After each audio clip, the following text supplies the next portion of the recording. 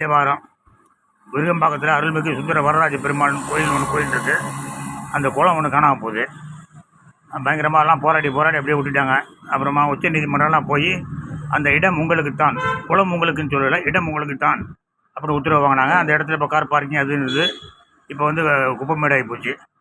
நான் ஒரு வழக்கு 2 வழக்கு போட்டேன். விருகை மெட்டுக்குள மீட்பு ரிட்மனு 10,238 2021 தீர்ப்பு நாள் 26/4/2021.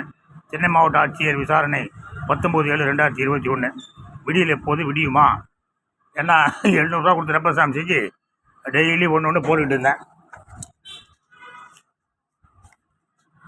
அவங்க ரிஜெக்ட் பண்ணுறாங்க. அசிங்கமாக இருக்காங்க அவங்களுக்கு. ஆனால் குளத்தை மீட்கிறதுக்கு எல்லோரும் போராடிக்கிட்டு தான் இருக்காங்க.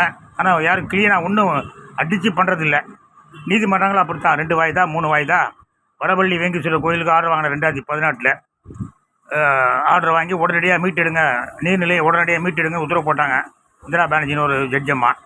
அவன் போய் சுப்ரீம் கோர்ட்டில் ஸ்டே வாங்கிட்டான். 7 வருஷம் கழித்து அங்கேருந்து திருப்பி it is reverted back to Madras high court அப்படின்னு இங்கே வாய்தான்னு போட்டுக்கிறாங்க.